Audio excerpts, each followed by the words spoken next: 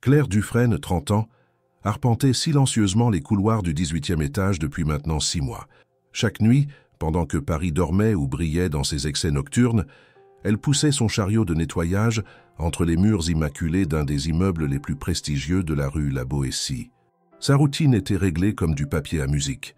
Badge à 22 heures, couloir en enfilade, silence seulement troublé par le doux vrombissement des aspirateurs, les portes qui claquent doucement et les rares conversations qu'elle faisait mine de ne pas entendre. Elle n'avait pas toujours été là. Avant cela, il y avait eu une école de commerce, 3 ans et puis rien. Une vie qui s'était interrompue par nécessité, par fatigue ou par manque d'opportunités. Elle avait brièvement travaillé dans 2 start-up, découvert les coulisses de la croissance rapide et du chaos organisé. Mais dans ce monde, il fallait s'imposer, se vendre. Claire, elle, préférait observer. Silencieuse, appliquée, elle comprenait vite, parlait peu et apprenait tout. Alors quand l'occasion d'un emploi stable s'était présentée, elle n'avait pas hésité, même si cela signifiait redevenir invisible. À la Tour Boétie, elle connaissait chaque visage, chaque voix, chaque habitude. Elle savait que le directeur juridique arrivait toujours à 8h25, que la chef de projet Sylvie Martin ne supportait pas l'odeur du citron dans les produits d'entretien, et que le PDG, Pierre Arnaud, s'absentait mystérieusement tous les mercredis après-midi. Elle ne leur avait jamais parlé.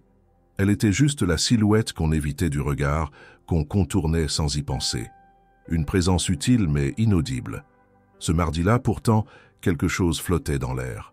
Une tension sourde, palpable, presque électrique. Les portes s'ouvraient et se refermaient avec plus de nervosité. Les téléphones sonnaient plus longtemps. Les voix étaient plus sèches.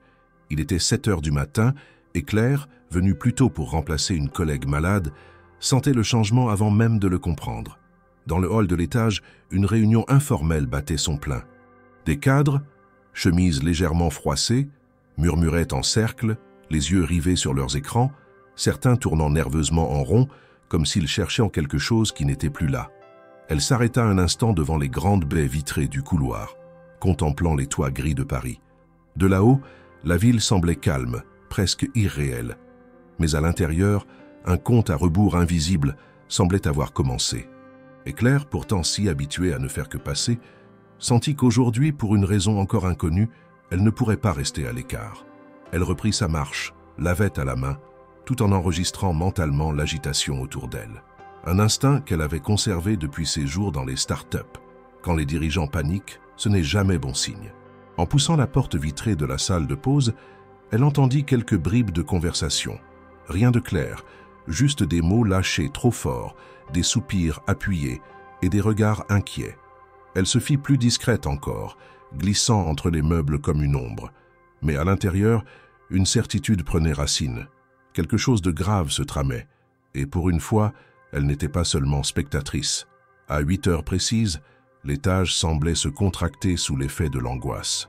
Les employés arrivaient un à un, tirés à 4 épingles, porteurs de café brûlant et de mallettes bien alignées, mais leurs gestes trahissaient une tension sourde.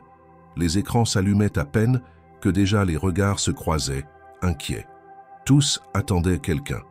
Tous s'attendaient à ce qu'il surgisse d'une porte latérale, le pas rapide, les lunettes légèrement embuées, comme à son habitude. Mais Marc Lemoine n'était pas là. Responsable des projets stratégiques, Marc était considéré comme le pilier de la direction opérationnelle. Quadragénaire discret mais respecté, il avait gravi les échelons avec une efficacité silencieuse, toujours prêt, toujours fiable. Il avait été désigné, sans surprise, pour mener la présentation cruciale prévue ce jour-là. Une négociation capitale avec un consortium américain dont les représentants étaient déjà attendus à 10 heures précises. Le contrat d'un montant d'1 million d'euros représentait plus qu'un projet. C'était l'avenir de la firme, la reconnaissance d'années de travail acharné et l'ouverture vers le marché international. Et Marc Lemoine était le seul à pouvoir la présenter. À 8h15, quelques regards commencèrent à s'échanger discrètement. À 8h30, l'inquiétude se fit plus audible.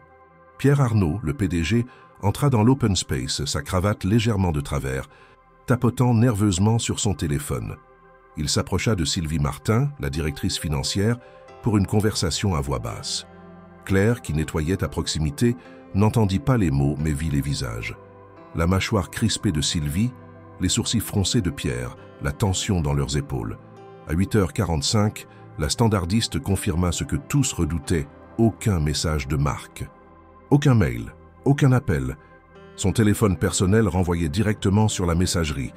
Le service informatique, interrogé dans la foulée, indiqua que sa session n'avait pas été ouverte depuis la veille, et son badge d'entrée n'avait pas été utilisé ce matin-là.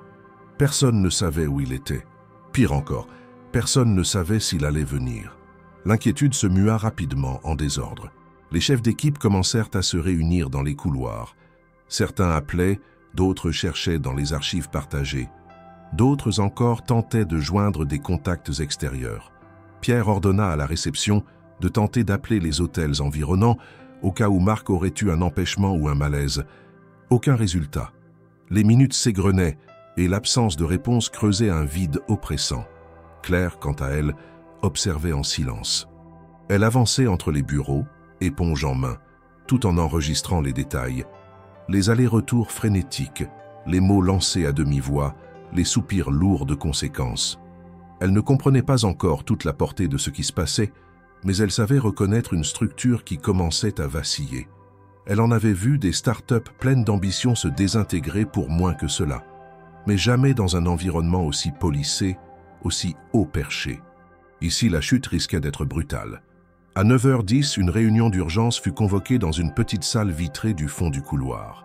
Sylvie Martin, Pierre Arnaud et 2 autres associés y entrèrent en hâte. Les stores furent aussitôt tirés. À travers les vitres, on devinait des gestes rapides, des échanges tendus, des mains qui frappèrent la table. Une assistante, qui tentait de suivre le fil des événements, confia à son collègue « Il était censé avoir tout préparé. Il y a même des chiffres que seul lui connaissait. » Claire n'avait jamais vu un étage aussi désorganisé. Tout semblait avoir été bâti sur la présence de cet homme, et sans lui, l'édifice perdait sa cohérence. Les écrans étaient ouverts, les tableurs s'affichaient, mais personne ne savait comment les utiliser. C'était comme si Marc avait concentré en lui tout le savoir de la mission, sans partage.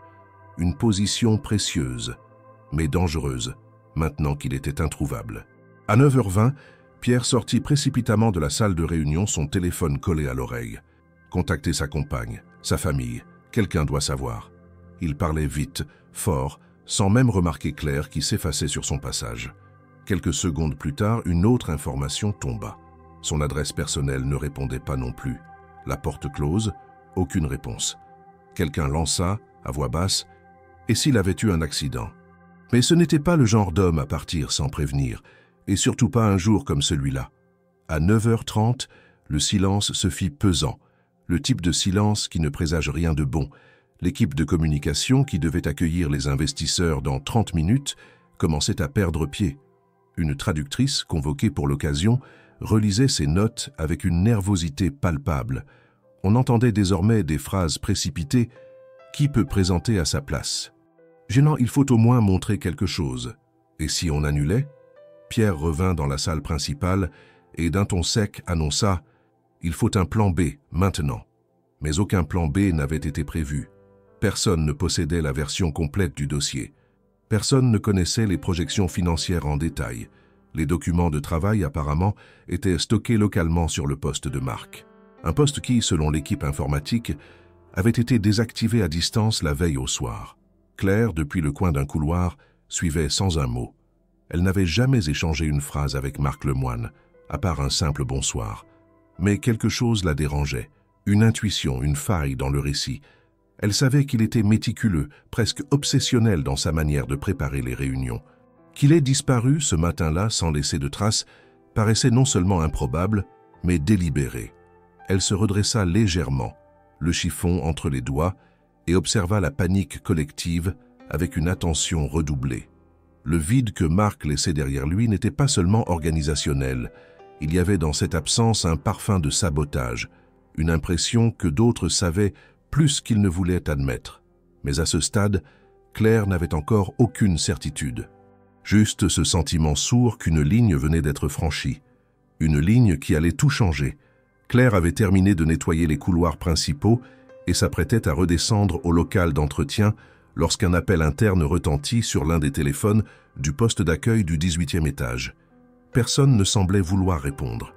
Les cadres passaient devant en courant, les assistants étaient absorbés par leurs écrans et la tension généralisée avait relégué ce simple téléphone au second plan. Après quelques sonneries, l'appareil se tut, laissant place à nouveau à une atmosphère électrisée, tendue, presque suffocante. Claire reprit son chariot et le poussa jusqu'au lounge situé à côté de la salle de réunion principale. Cet espace, réservé aux partenaires et visiteurs importants, était rarement utilisé aussi tôt le matin. Mais ce jour-là, la salle exhalait une odeur persistante de café renversé et de stress. Elle entra sans bruit, commença à nettoyer les tasses oubliées sur les tables basses, réorganisa les brochures de présentation laissées en désordre et passa un chiffon humide sur le comptoir en marbre. C'est alors qu'elle perçut des voix provenant de la pièce attenante. La cloison, fine et en partie vitrée, laissait filtrer quelques mots. Ce n'était pas une conversation normale, ni un briefing de dernière minute. C'étaient des murmures hâtifs, presque étouffés, comme ceux que l'on échange quand on ne veut pas être entendu. Il ne disparaît pas comme ça, pas aujourd'hui. Ce n'est pas un hasard. Si quelqu'un fouille trop, ce ne sera pas bon pour nous. Tu penses qu'il a compris? Il savait depuis longtemps. Mais je croyais qu'il tiendrait jusqu'au bout. Claire resta figée. Elle reconnut l'une des voix, celle de Didier Lefort, l'un des associés historiques de la société. L'autre, plus basse, semblait appartenir à Luc Garnier, le directeur de la stratégie. Deux hommes rarement vus ensemble, encore moins seuls dans une salle fermée. Le ton était nerveux, précipité, chargé d'inquiétude. Claire se baissa lentement, feignant de nettoyer un coin du tapis, mais gardant une oreille attentive. Les voix continuaient, entrecoupées de silences lourds. « Si ça se sait, on tombe tous. Il faut tenir, au moins jusqu'à ce que les Américains signent. Et s'ils posent des questions sur l'absence de Marc, on dira qu'il a eu un empêchement de dernière minute, une urgence personnelle. Il faut qu'on tienne le discours. Tous. » Elle sentit un frisson remonter le long de sa colonne vertébrale. Il ne s'agissait pas d'une simple disparition. Il y avait une strate de vérité que personne à l'extérieur ne devait percevoir. Claire connaissait cette tension particulière. Elle avait vu des fondateurs de start-up se trahir mutuellement dans des salles de conférence après des nuits blanches de crise. Mais dans un cabinet aussi ancien et structuré que celui-ci, entendre de tels mots était plus que surprenant. C'était inquiétant. Quelque chose de grave avait été enfoui, et Marc Lemoine, volontairement ou non, venait de le faire ressurgir. La porte de la pièce voisine s'ouvrit brusquement. Claire se redressa immédiatement et fit mine de réorganiser les coussins du canapé. Didier et Luc sortirent, l'air préoccupés. Ils passèrent près d'elle sans un regard. Dans leurs pas, une tension presque tangible. Ils parlaient de bas, toujours, mais leur ton s'était endurci. « On doit verrouiller l'accès au serveur. Tu contactes l'informatique.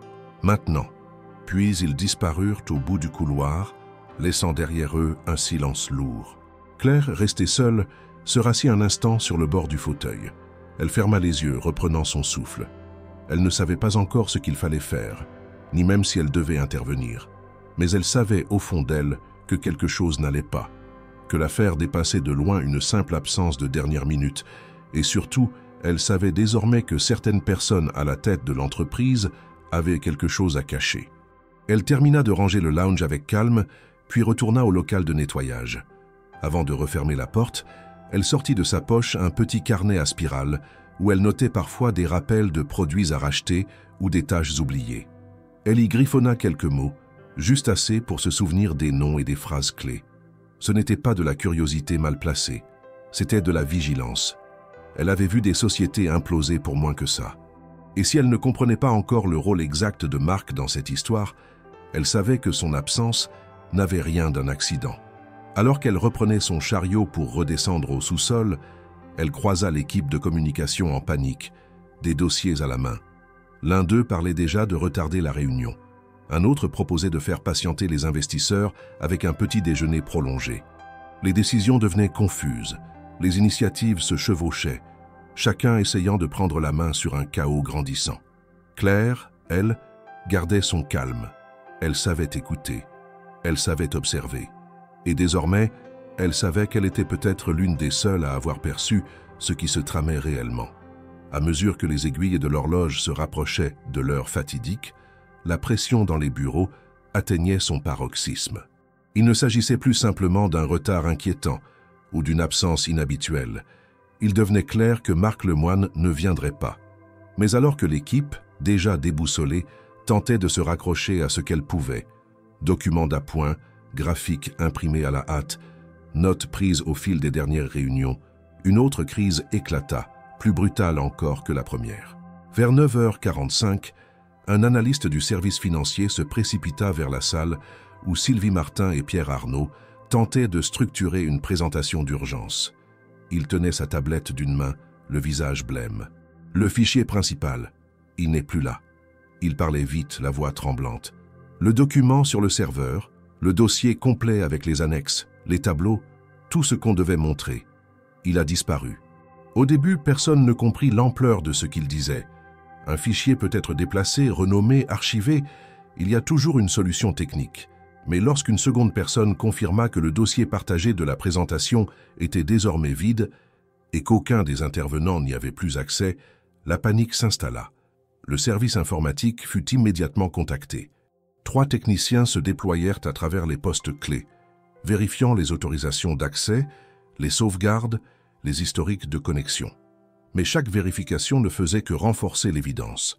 Le fichier, qui devait servir de colonne vertébrale à la présentation devant les investisseurs américains, avait été effacé, non seulement de l'espace partagé, mais également des emails, des disques durs, des sauvegardes automatiques, comme s'ils n'avaient jamais existé.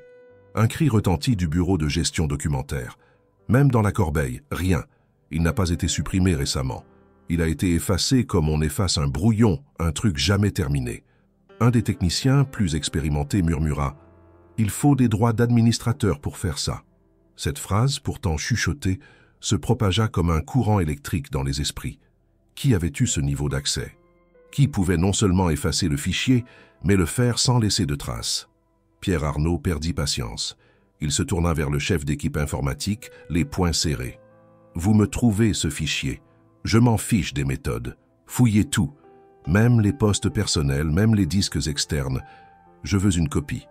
Une seule. » Le chef hocha la tête et commença à réorganiser son équipe, mais son regard n'exprimait aucune confiance.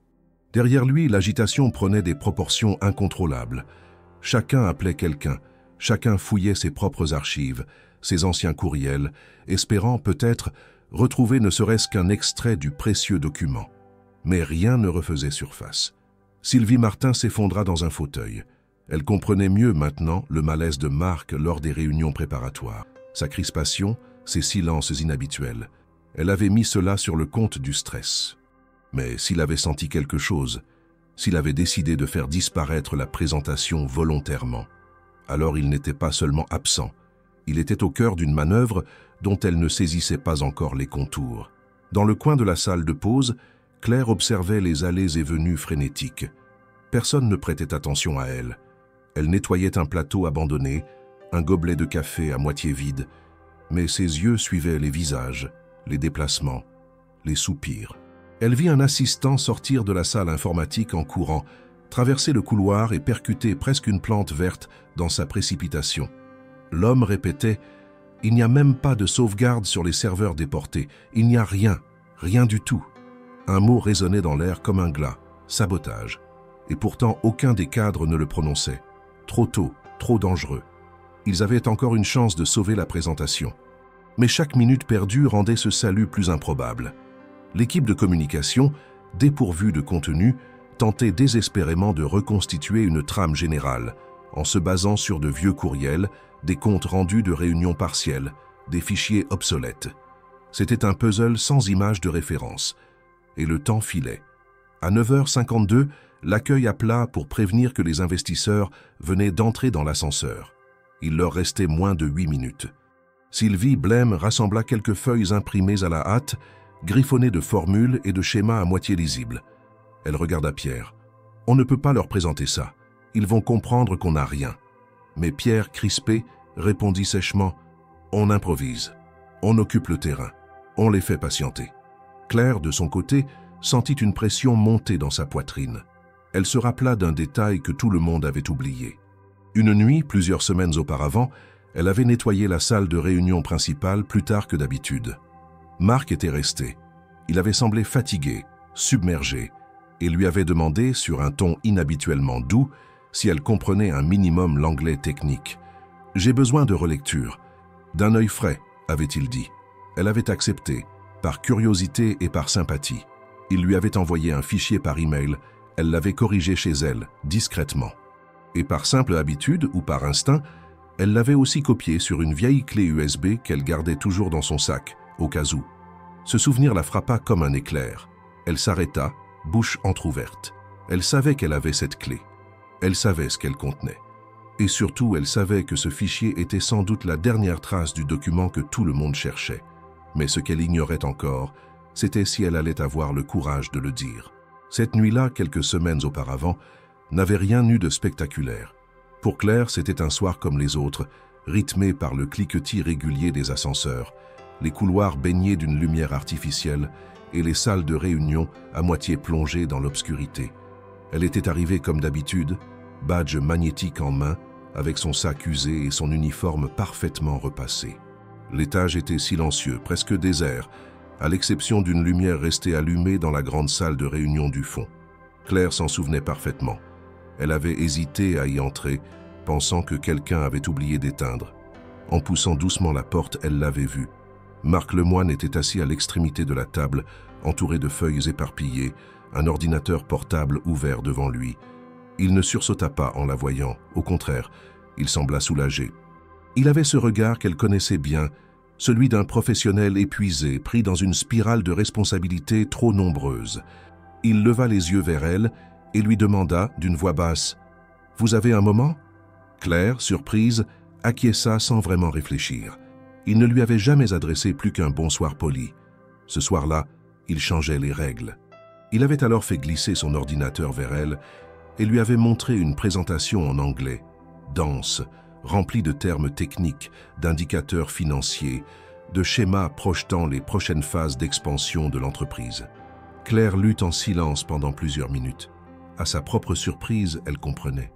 Elle n'était pas spécialiste, mais ses années d'études inachevées, ses lectures, ses expériences dans des environnements professionnels complexes lui permettaient de repérer les incohérences, les formulations trop vagues, les fautes de grammaire et les chiffres flous. Elle avait relevé plusieurs points, les avait signalés d'un ton neutre. Marc l'écoutait attentivement, prenait des notes, acquiesçait parfois. Il n'avait montré ni condescendance ni pitié, seulement une fatigue sincère et une reconnaissance discrète. À la fin de leur échange, il lui avait demandé son adresse e-mail. Il voulait lui envoyer le fichier pour une relecture complète. Juste un œil neuf, rien de plus, avait-il dit. Claire avait hésité un instant, mais avait accepté. Ce n'était pas tous les jours qu'on lui proposait de participer, même indirectement, à quelque chose de concret. Elle avait reçu le fichier le lendemain.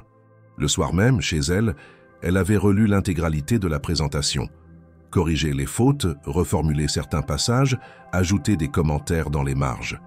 Par précaution et par habitude, une vieille manie qu'elle traînait depuis les années d'université, elle avait sauvegardé une copie sur une clé USB, une vieille Kingston noire, rayée, qu'elle gardait toujours au fond de son sac. Elle n'avait jamais reparlé de cet échange avec Marc. Il ne l'avait pas remercié officiellement, ni même renvoyé un message. Mais elle avait su intuitivement qu'il avait utilisé ses remarques.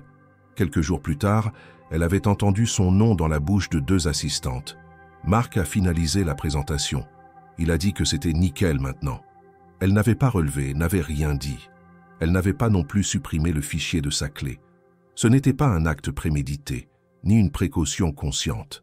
C'était juste une vieille habitude, comme garder les copies de ses CV, les lettres de motivation, les contrats temporaires. Une manière de ne pas perdre le fil dans un monde qui oublie vite ceux qui ne brillent pas. Ce matin-là, alors que l'entreprise vacillait autour d'elle, que les regards devenaient fuyants et que le stress atteignait des sommets, Claire se tenait près de la baie vitrée, les doigts serrés autour du manche de son chariot. Elle sentait le poids du silence, le vide de cette salle de réunion sans contenu, l'agitation stérile des cadres sans solution. Et elle savait qu'au fond de son sac, rangé dans une petite poche intérieure, se trouvait peut-être la clé qui pouvait tout changer. Elle connaissait la valeur de cette copie. Elle savait ce qu'elle contenait. La structure complète de la présentation, les tableaux comparatifs, les prévisions, les chiffres consolidés, les scénarios à 3 et 5 ans. Et surtout, les mots de transition, ce que Mark avait choisi avec soin pour convaincre des investisseurs anglo-saxons habitués à la précision et à la rigueur. Elle s'éloigna discrètement du groupe d'assistants qui discutaient à voix basse. Son cœur battait plus fort, pas par peur d'être découverte, mais par conscience de ce que cela signifiait. Elle n'était qu'une employée d'entretien. Elle n'avait aucun titre, aucune légitimité formelle. Et pourtant, elle possédait, sans que personne ne le sache encore, le contenu que tous cherchaient désespérément. Elle pouvait choisir de rester en retrait, de ne rien dire, de continuer à observer l'effondrement progressif d'un système qu'elle n'avait jamais vraiment intégré, ou elle pouvait faire un pas en avant. Elle entra dans le petit local réservé aux agents d'entretien, s'assura que personne ne la suivait et sortit la clé USB de son sac. Elle la contempla quelques secondes. Elle n'était pas neuve, pas brillante, mais elle contenait un document que des dizaines de cadres n'avaient pas su protéger. Elle referma la fermeture éclair, la garda dans sa main et inspira profondément. À ce moment précis, elle n'avait pas encore pris de décision. Mais elle savait que ce qu'elle ferait dans les minutes suivantes définirait la suite. Pas seulement pour la présentation, pas seulement pour l'entreprise, pour elle aussi, pour son avenir, pour sa place. Le poids de cette possibilité la traversa tout entière, pas comme une révélation, mais comme une vérité froide, concrète, sans appel. L'horloge affichait 9h58. L'équipe de direction, désemparée, se tenait regroupée dans la salle de réunion, les regards perdus dans des feuilles éparses, les visages fermés. La grande baie vitrée laissait entrer une lumière froide, presque crue, qui renforçait l'atmosphère glaciale. À l'accueil, les traducteurs attendaient en silence, les dossiers en main. 2 représentants du fonds d'investissement américain venaient de sortir de l'ascenseur. Ils échangeaient quelques mots avec un sourire courtois, sans encore deviner que derrière les portes en verre, c'était le chaos total. L'équipe de communication tentait de gagner du temps. Quelqu'un suggéra de leur offrir un café dans le lounge. Un autre proposa de leur faire visiter les locaux. Mais tous savaient que ce n'était que des gestes désespérés pour retarder l'inévitable. Dans ce brouhaha silencieux, Claire se tenait à l'écart. Elle observait, toujours invisible, toujours ignorée. Mais à cet instant précis, quelque chose en elle céda. Pas une impulsion émotionnelle, pas une explosion de colère ou un besoin de reconnaissance. Simplement une certitude. Si elle ne faisait rien, tout cela allait s'effondrer, et elle laisserait passer une occasion de prouver ce qu'elle savait depuis longtemps, qu'elle valait bien plus que le badge qu'elle portait. Elle avança d'un pas assuré, le cœur battant mais la voix posée. Elle se dirigea vers Sylvie Martin qui se tenait à l'entrée de la salle de réunion, feuilletant frénétiquement un dossier vide. Claire s'approcha sans détour, respectueuse mais ferme. Elle attendit que Sylvie relève les yeux et dit simplement presque à voix basse, comme pour ne pas alarmer les autres, « Excusez-moi de vous interrompre. Je pense que j'ai une version du fichier que vous cherchez. » Sylvie la fixa d'abord sans comprendre. Pendant une seconde, son regard ne reconnut qu'une silhouette familière du personnel d'entretien. Puis les mots firent leur chemin. Elle fronça les sourcils, s'approcha d'un pas. « Comment ça? Une version du fichier? Lequel ?» Claire sortit calmement la clé USB de sa poche. Celui de la présentation. Le projet de Marc Lemoine. Je l'ai relu il y a quelques semaines. Il m'avait demandé un avis. J'en ai gardé une copie, par précaution. Elle est complète.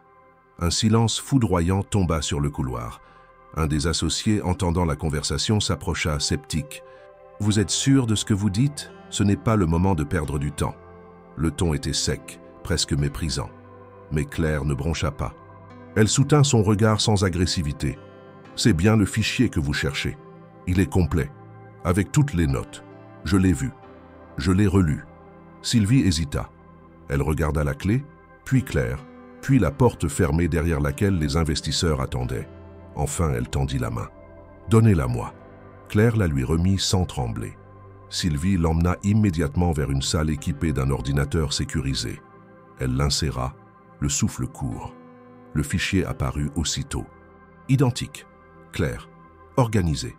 Les tableaux, les prévisions, les notes de présentation, tout y était. Elle recula légèrement comme frappée d'un soulagement brutal. Elle resta immobile quelques secondes, puis appela Pierre Arnaud. « Viens voir ça. » Il entra, l'air agacé. En découvrant l'écran, son expression changea. « C'est la bonne ?» Sylvie hocha la tête. « Elle l'avait tout ce temps. Pierre fixa Claire. Il ne comprenait pas. Il allait poser une question, mais elle le devança. « J'ai relu pour Marc. Il me l'a demandé un soir, il avait besoin d'un regard extérieur. » Il ne répondit pas. Il acquiesça à peine. L'urgence reprit le dessus. Il donna des ordres rapidement. On imprime, on projette, on improvise. Elle nous a peut-être sauvés. Mais avant de sortir, Sylvie posa une main sur le bras de Claire. « Vous vous souvenez du contenu ?» Claire hocha la tête. « Parfaitement. » Sylvie la regarda longtemps sans dire un mot. Puis elle déclara « Alors vous venez avec moi. » Le visage de Claire resta impassible. Elle acquiesça calmement. Sans un mot, elle la suivit jusqu'à la salle de réunion. Le décor changeait. Elle n'était plus celle qu'on évitait du regard. Elle entrait désormais là où seuls les noms sur les portes avaient le droit d'aller. Et elle portait dans son silence et sa mémoire la seule chose qui comptait à cet instant précis, le contenu capable de sauver 1 million d'euros. Lorsqu'elle franchit le seuil de la salle de réunion, Claire sentit tous les regards se tourner vers elle. Certains étaient simplement surpris, d'autres carrément incrédules. D'un côté de la table, 2 investisseurs américains patientaient, entourés de leurs traducteurs, consultant leurs notes avec une neutralité étudiée. De l'autre, les membres de la direction du cabinet, visiblement épuisés par l'agitation des dernières heures, tentaient de masquer leur nervosité. Sylvie Martin fit signe à Claire de s'approcher, sans grande explication. L'ordinateur portable relié au projecteur affichait déjà la première diapositive de la présentation, désormais récupérée depuis la clé USB. Le logo de l'entreprise brillait au centre de l'écran, sur fond bleu nuit. Le titre était resté inchangé. Expansion stratégique Europe-Amérique du Nord, phase 1. La salle était parfaitement silencieuse. Même l'air semblait s'être figé.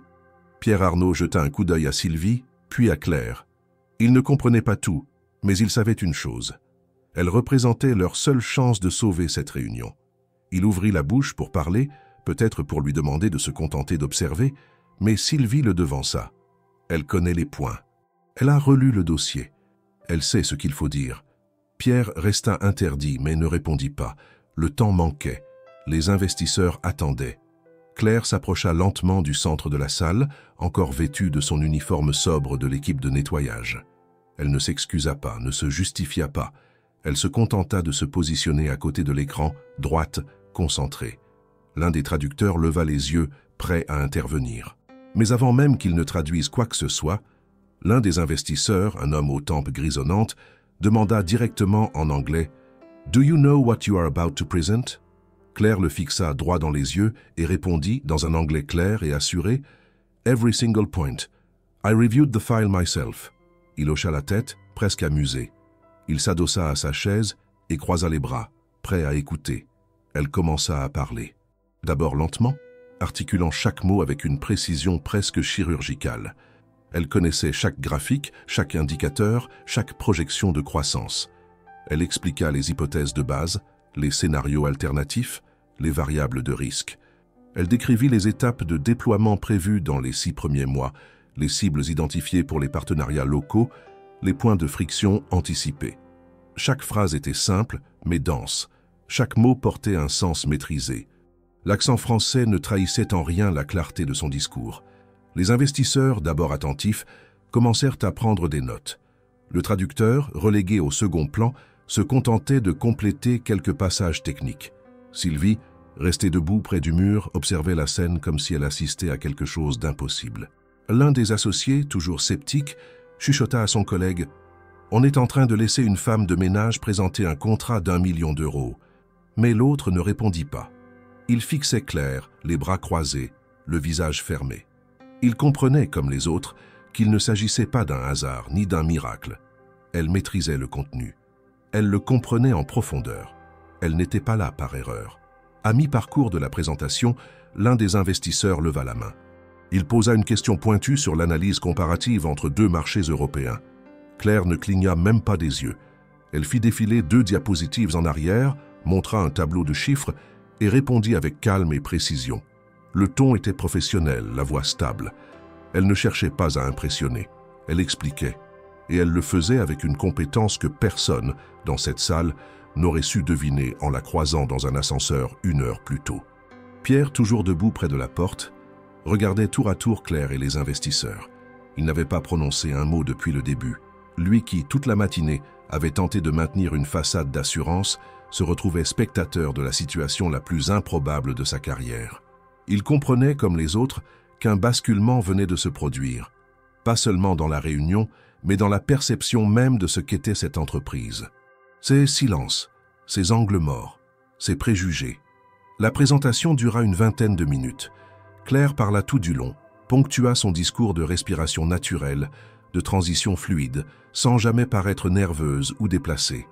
Lorsqu'elle termina, elle recula légèrement, laissa l'écran afficher la dernière diapositive, une simple phrase en anglais « Let's build the future together ».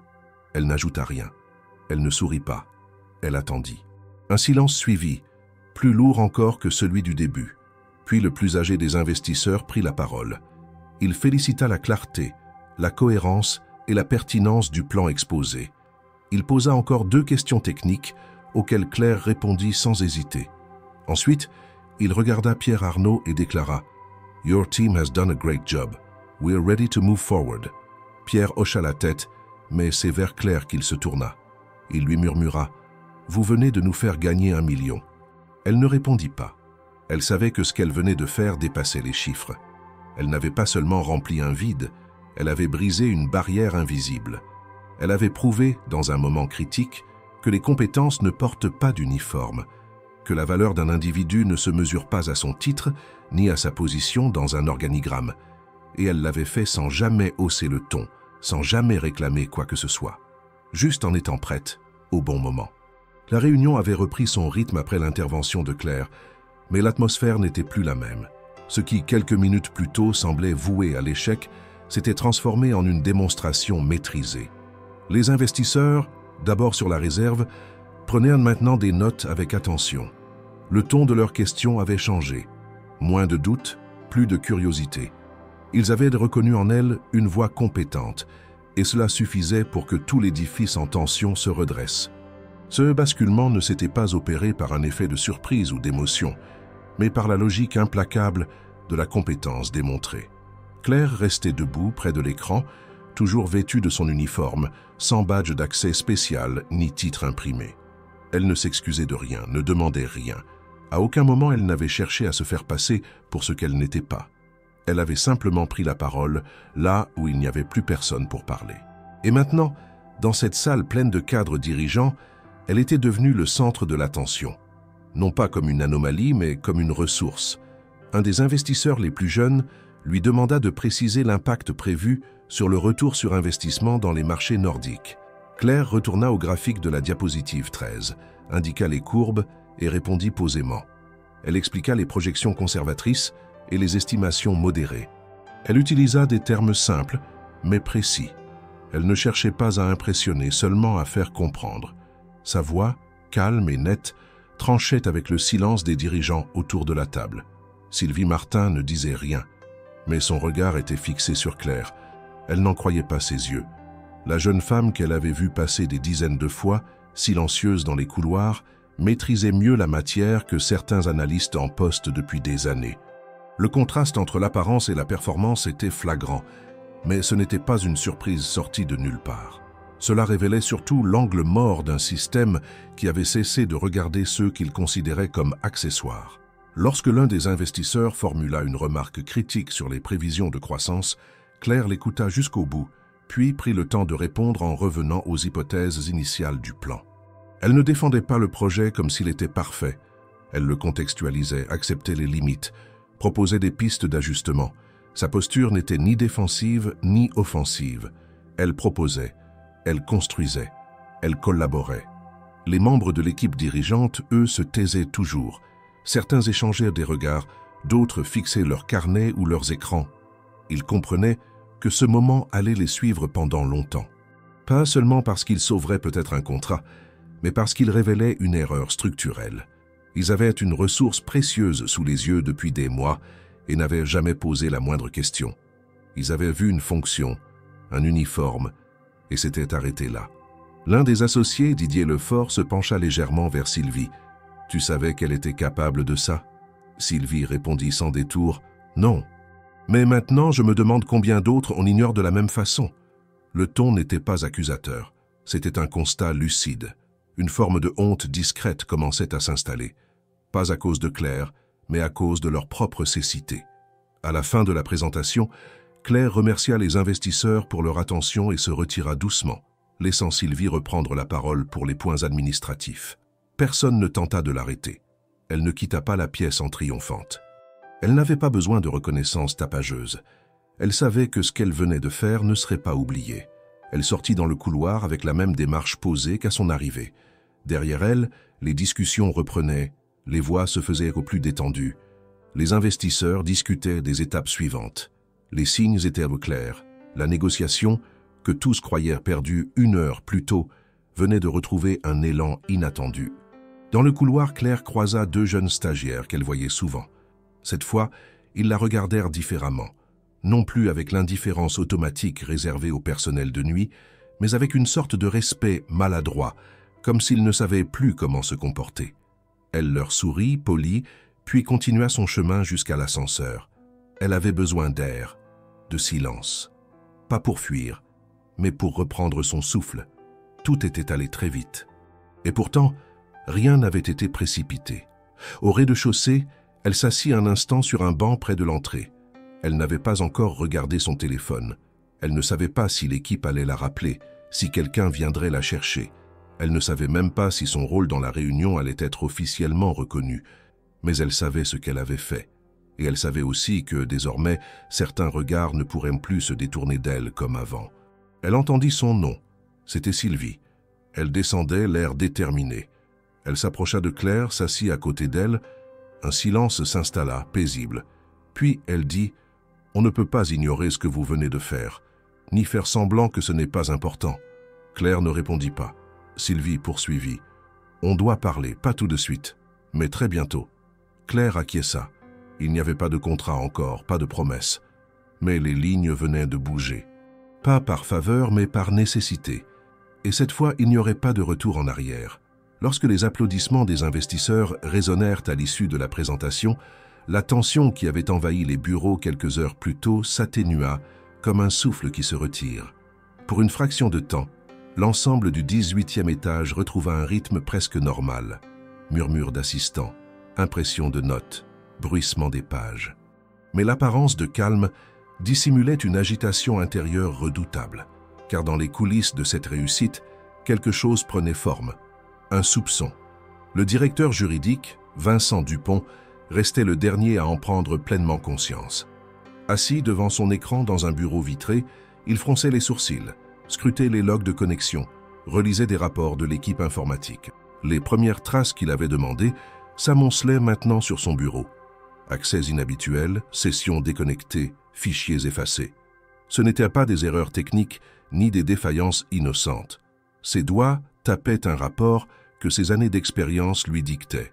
Sabotage interne, accès non autorisé, maîtrise de l'effacement. Il se leva, fit quelques pas dans son bureau, puis appela la chef informatique. « Vous avez les logs de la veille ?» demanda-t-il sans laisser entrevoir sa préoccupation. Elle acquiesça. « Oui, monsieur, je vous les transmets dans 5 minutes. » Pendant ce temps, dans la salle de réception, le silence des investisseurs avait cédé la place à une activité contrôlée. Les remerciements, les poignées de main, les sourires calibrés.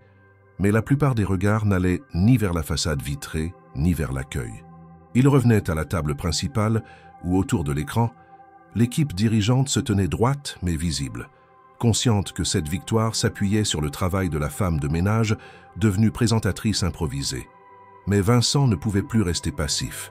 Les logs qu'il consulta quelques minutes plus tard confirmèrent ses craintes. Un accès distant depuis un poste non autorisé, une suppression massive de fichiers, un badge utilisé hors horaire, puis désactivé. Il fit défiler la séquence à grande vitesse. Le temps jouait contre lui. Si la transaction était finalisée, si l'accord signé, la révélation d'une manipulation interne pourrait faire s'effondrer la confiance des investisseurs. Il respira profondément. Il devait agir, mais sans provoquer de panique. Il surveilla l'heure. 10h35. Le bus de la transaction roulait maintenant. De son côté, Claire Dufresne reprit son poste de nettoyage après avoir quitté la salle de réunion. Elle glissa dans un couloir, les mains toujours gantées. Pour beaucoup, elle redevenait invisible, une fois l'ascenseur fermé. Mais elle n'était plus la même. Son esprit revenait au fichier, à ce qu'il contenait, à la suite qui pourrait en découler. Elle avait senti un regard différent sur elle. Elle avait entendu un « merci » murmuré. Elle avait perçu un respect inédit. Elle ne saisissait pas encore toutes les implications. Elle savait seulement qu'elle tenait un rôle nouveau et que ce rôle comportait un risque. Elle avançait dans les couloirs brassés par le flux matinal, remarquant les affichages de salles, les échos de voix, les pas précipités. Elle s'arrêta devant la baie vitrée qui dominait la rue La Boétie. Elle observa la lumière parisienne, le trafic qui s'égrenait sous ses pieds. Un instant, elle pensa à l'inconnu qui avait disparu, à l'absence faite personne et à ce qu'elle venait d'accomplir. Puis les couloirs la ramenèrent vers l'étage informatique, vers la salle où les techniciens restaient groupés, visiblement sous tension. Elle se posta à distance, écouta sans vraiment le vouloir les bribes de conversation. Il n'y a plus rien dans les sauvegardes. On est perdu. Quelqu'un a désactivé les trajectoires de rétention. Elle recula. Aucun nom, aucun visage identifiable. Mais elle comprit la gravité. Elle retourna à son chariot, sans rien dire. Les gants restèrent sur les poignets. Elle se glissa près d'un groupe d'assistants. « Est-ce que tout va bien pour la réunion ?» demanda l'un d'eux, nerveux. Elle acquiesça. « Oui, je crois. Je pense que c'est reparti. » Il hocha la tête, sans plus. Elle savait qu'il mentait à lui-même autant qu'aux autres. Vincent réunit ensuite le directeur des opérations, l'un des cadres historiques, pour une réunion confidentielle.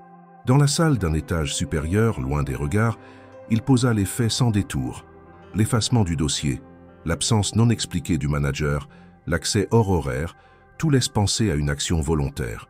Il fixa l'autre homme, le fit parler. L'homme pâlit. Il poursuivit. « Si cette affaire sort, l'accord d'1 million d'euros peut voler en éclats. Il nous faut agir avant que l'autre partie ne pense que nous sommes vulnérables. » L'autre hocha la tête. Le poids de la trahison interne commençait à se matérialiser. Ils n'étaient plus simplement en train de sauver une présentation. Ils étaient en train d'enrayer une crise de confiance.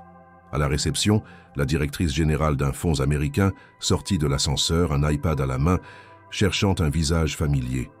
Elle aperçut la salle principale où l'on remontait les chaises autour de la table. Elle se dirigea vers Pierre Arnaud, le félicita pour la clarté du dossier. Il répondit avec un sourire professionnel, mais dans son regard perçait l'inquiétude.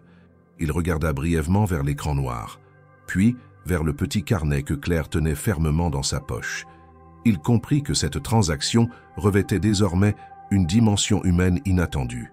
Non seulement un accord commercial, mais un moment qui changeait les règles. Claire, quant à elle, déposa un seau vide dans le local, jeta un coup d'œil à sa montre. Il était presque 11 heures. Elle se dirigea vers l'ascenseur. Lorsqu'elle le prit, elle croisa le regard d'un homme qu'elle ne connaissait pas, de passage pour une réunion tardive.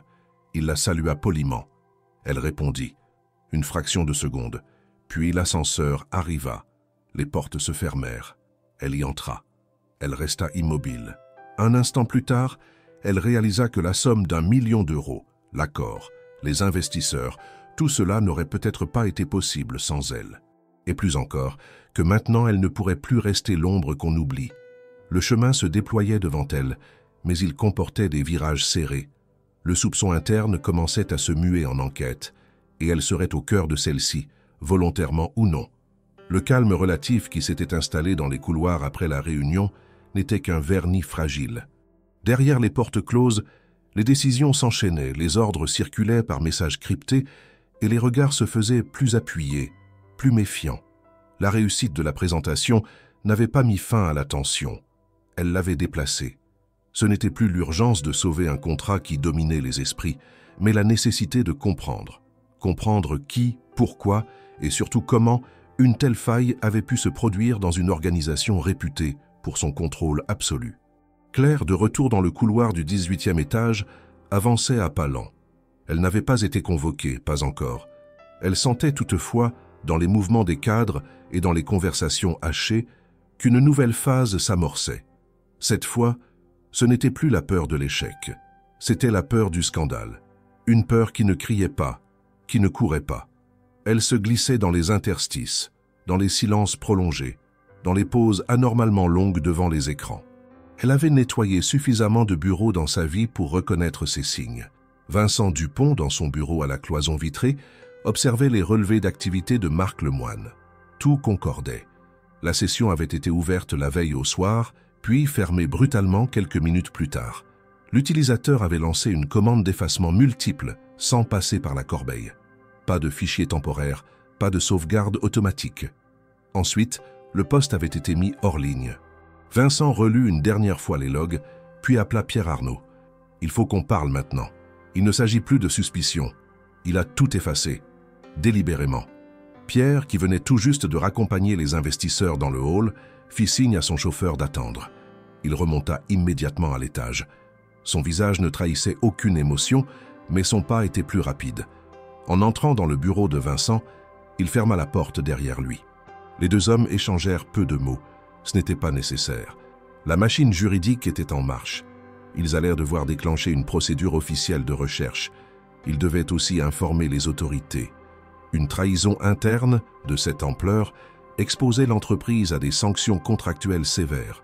Mais plus que cela, elle menaçait la réputation d'un cabinet construit sur la confiance. Pierre prit une décision en quelques phrases. « Je veux une localisation, une adresse, un statut civil. Si on le retrouve à temps, on peut encore contenir l'impact. » Pendant ce temps, Claire était assise dans un petit espace réservé au personnel, une pièce discrète entre les deux ailes de l'étage. Elle venait de recevoir un message bref de Sylvie Martin. « Attendez-moi, je passe dans quelques minutes. » Elle regardait fixement le mur. Elle ne se sentait ni fière ni angoissée. Elle était dans un entre-deux étrange, un état suspendu entre ce qu'elle venait d'accomplir et ce qu'elle pressentait qui allait arriver. Elle savait que sa position avait changé. Elle le voyait dans les regards. Elle l'entendait dans les silences, les soupirs, les hésitations. Elle n'était plus seulement celle qui avait sauvé la réunion. Elle était aussi celle qui détenait un morceau de vérité. Sylvie arriva quelques instants plus tard. Elle entra sans cérémonie, s'assit en face de Claire. Elle ne prit pas de notes, ne consulta pas de dossier. Elle la regarda simplement.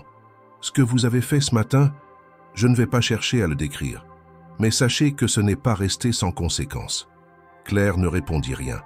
Sylvie poursuivit. « Nous sommes en train d'ouvrir une procédure. Marc a effacé les données volontairement.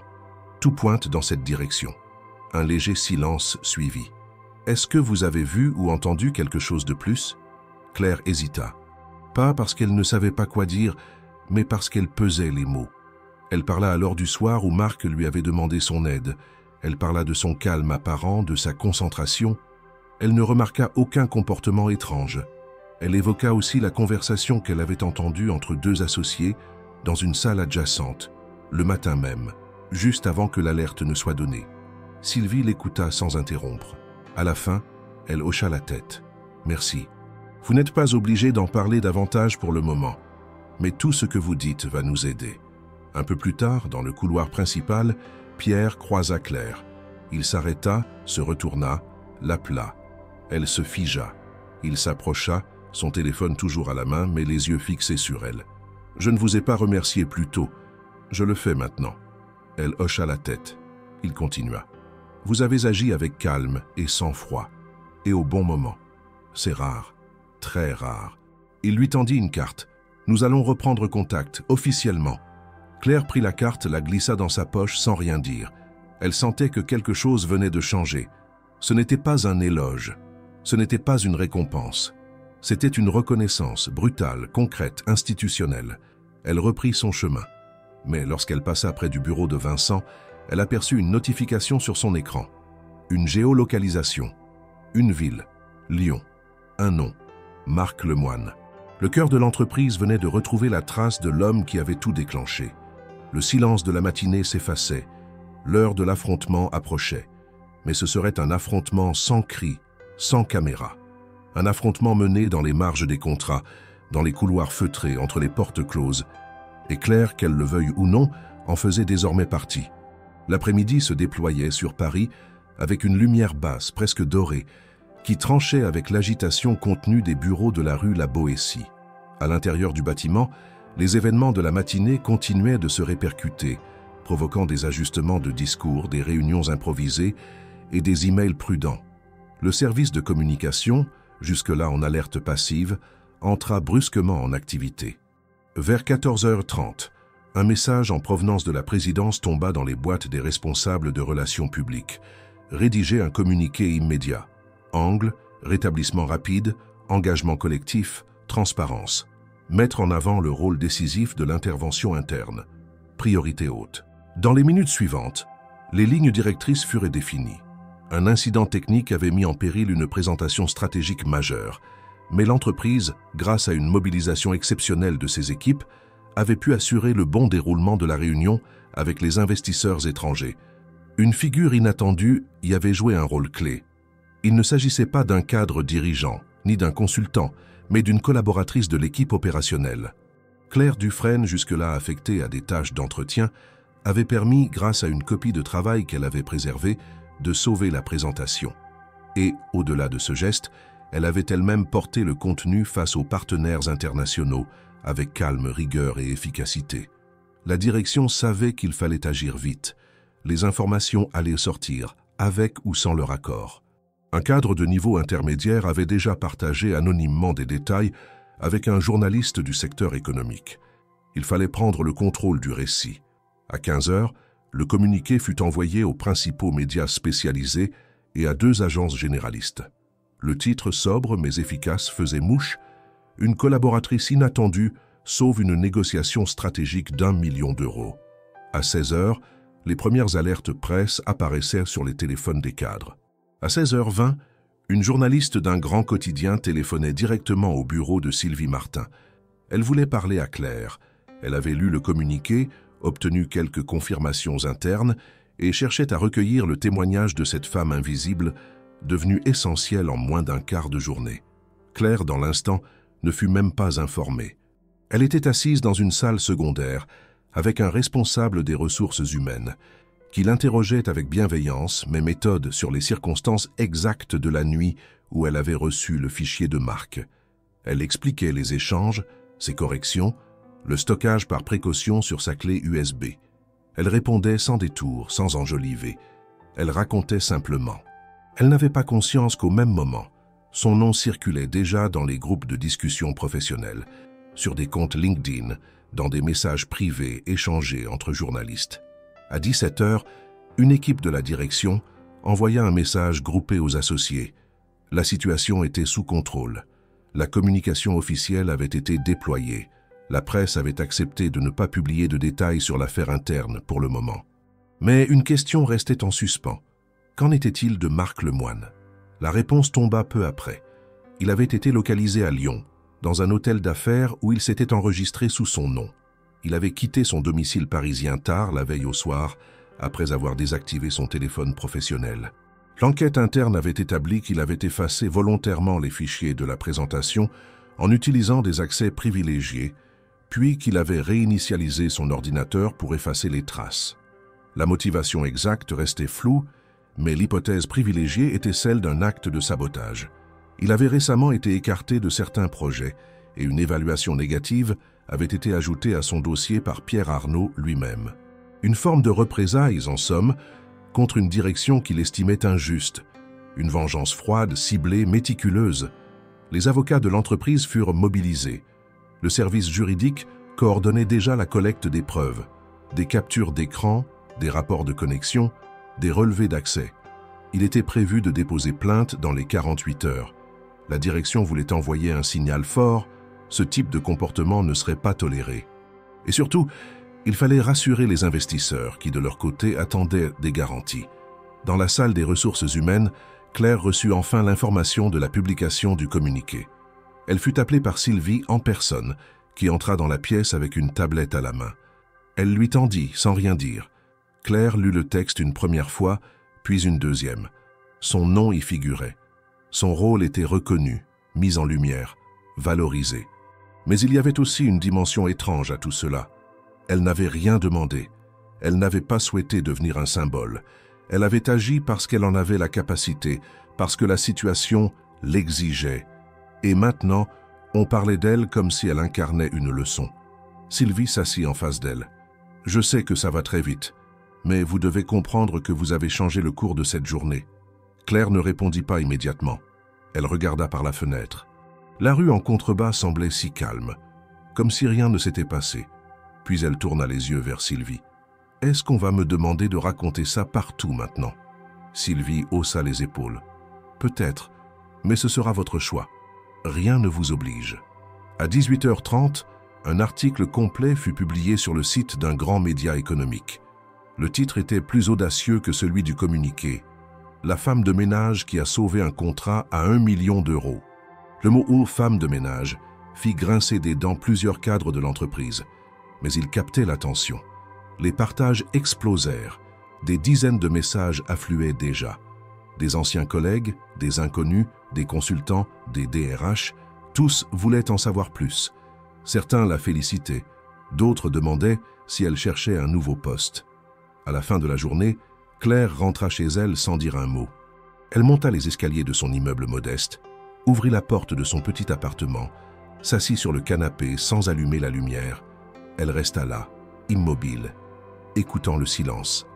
Elle n'avait ni fierté excessive, ni euphorie. Seulement la certitude tranquille d'avoir fait ce qui était juste et de ne pas pouvoir revenir en arrière. Le lendemain matin, le 18e étage du bâtiment de la rue La Boétie s'éveilla dans une atmosphère encore imprégnée des événements de la veille. Les couloirs étaient plus silencieux qu'à l'accoutumée, non pas par manque d'activité, mais par retenue. Les conversations, autrefois anodines et bruyantes à l'heure du café, se faisaient désormais à voix basse. Les employés, en arrivant, consultaient leur téléphone avant même de poser leur sac. Les plus jeunes lisaient les articles en ligne, certains déjà relayés sur les réseaux professionnels. D'autres, plus discrets, cherchaient à comprendre ce qu'ils avaient manqué. Une chose était sûre, le nom de Claire Dufresne n'était plus un simple badge sans visage. Il était devenu en une journée le centre d'un bouleversement silencieux au sein de l'entreprise. À 9 heures précises, Claire fut appelée au bureau du président. Elle arriva sans empressement, vêtue d'un pantalon noir et d'une chemise sobre. Elle avait laissé son uniforme de service dans son casier. Elle avait hésité longtemps, mais quelque chose lui avait dit que ce matin-là serait différent. À l'accueil, personne ne lui demanda son identité. Elle monta au 19e étage accompagnée d'une assistante qui ne dit presque rien, sinon un « par ici », poli et bref. La salle dans laquelle elle entra n'était pas impressionnante par sa taille, mais par sa sobriété. Les meubles en bois foncé étaient impeccables, les murs décorés de tableaux modernes, sans extravagance.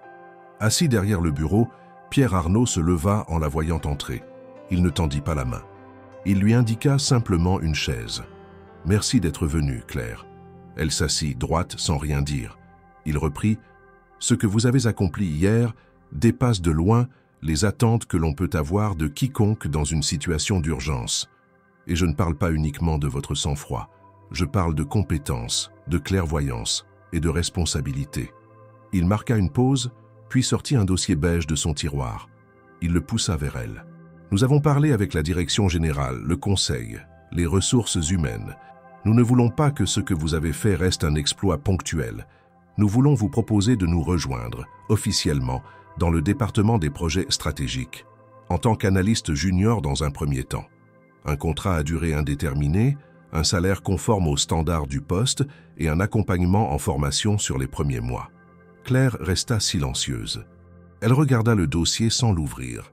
Puis elle leva les yeux vers Pierre. « Pourquoi moi maintenant ?» Il hocha lentement la tête. « Parce que vous avez montré que vous êtes déjà bien plus compétente que plusieurs profils qui nous arrivent diplômés mais sans maturité. Et parce que l'entreprise serait stupide de ne pas reconnaître la valeur là où elle s'est révélée de la manière la plus claire possible. » Elle prit le dossier sans l'ouvrir encore. Elle savait ce que cela signifiait. Ce n'était pas un cadeau, ce n'était pas une faveur, c'était un basculement. Elle pourrait dire non, reprendre son poste, son anonymat, sa tranquillité. Mais elle savait qu'elle ne le ferait pas. Elle ne cherchait pas la lumière, mais elle ne pouvait plus revenir en arrière et surtout, elle n'en avait plus envie. Elle signa le document avec calme, puis remercia Pierre d'un simple « d'accord ». Il ne dit rien de plus. Il lui tendit la main, qu'elle serra. Il appela ensuite une assistante pour l'accompagner jusqu'à son nouveau bureau. En sortant de la pièce, Claire croisa plusieurs regards dans le couloir. Certains curieux, d'autres admiratifs, quelques-uns encore sceptiques. Mais aucun ne l'ignorait plus. Son nouveau poste se situait au même étage, dans l'aile ouest. un espace partagé avec d'autres analystes, tous plus jeunes, la plupart issus de grandes écoles. Lorsqu'elle entra, une assistante administrative l'accueillit avec un badge temporaire. « On vous installe ici pour l'instant. On finalise votre ordinateur et vos accès. » Elle s'assit à son bureau, devant elle, un écran éteint. À sa gauche, une pile de documents d'onboarding. À sa droite, un jeune homme tapait frénétiquement sur son clavier, sans même lever les yeux. Elle sourit légèrement. Elle se sentait étrangère, encore, mais pas illégitime. Un sentiment nouveau s'installait en elle. Non pas celui de devoir prouver quelque chose, mais celui d'appartenir enfin à l'endroit où elle était. À l'heure du déjeuner, elle fut conviée par Sylvie Martin à une réunion d'équipe, un point informel, pour accueillir une nouvelle collaboratrice. Personne ne fit allusion à son parcours dans l'équipe de nettoyage. Tout était formulé comme s'il s'agissait d'une nouvelle recrue classique. Mais les regards, eux, racontaient une autre histoire. Certains étaient visiblement impressionnés.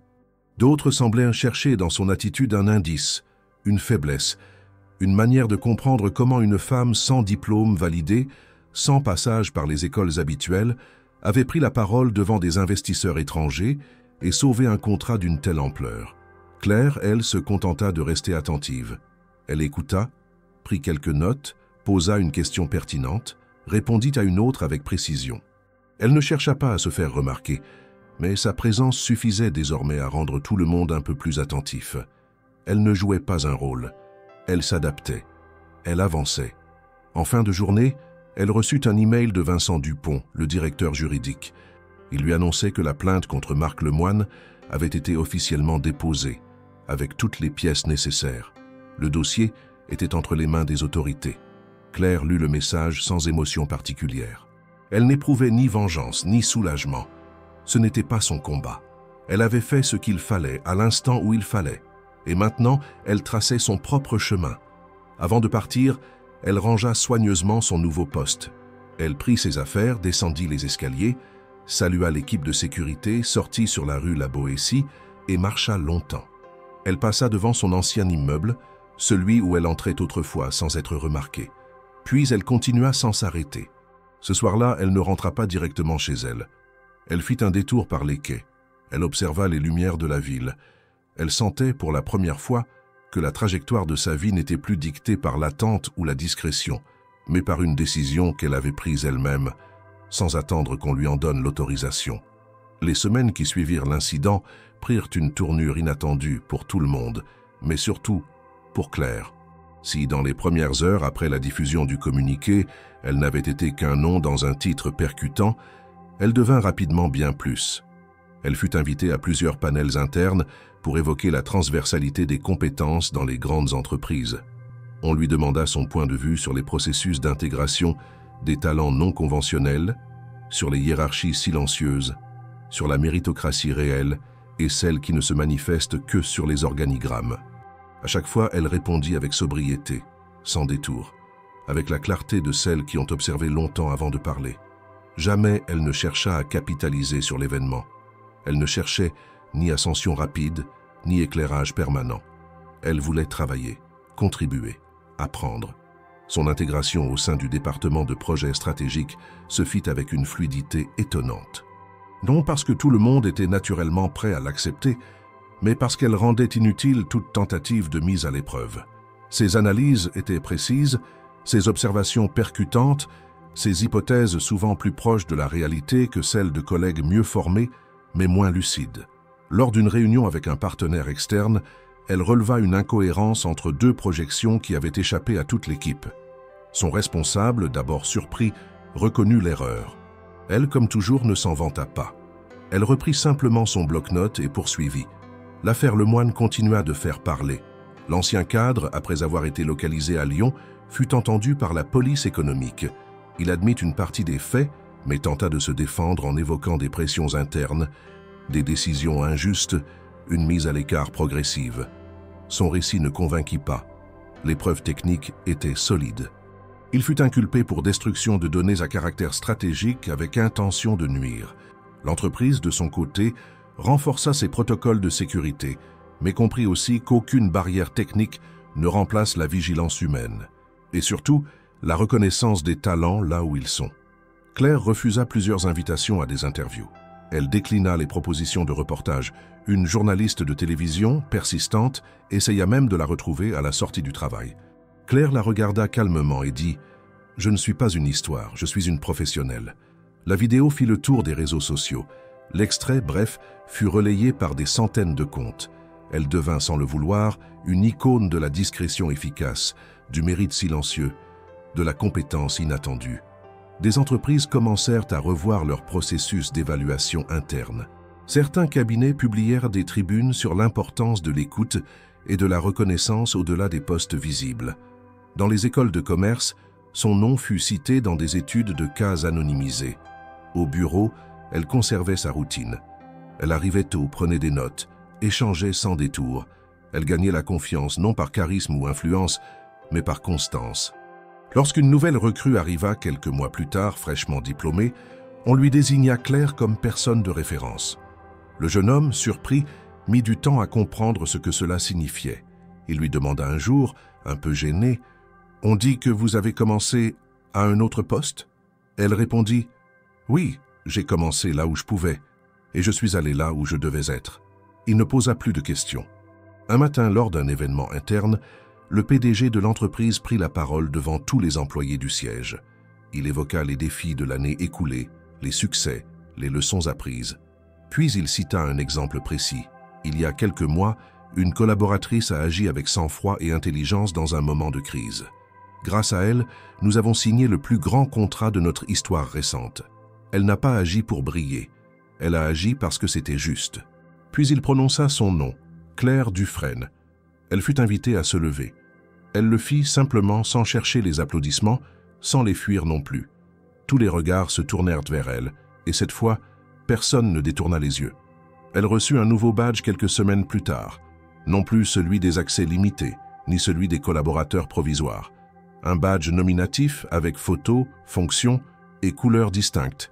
Un symbole, certes, mais aussi une reconnaissance concrète de son nouveau statut. Elle ne l'afficha jamais ostensiblement. Elle le glissait dans sa poche comme les autres.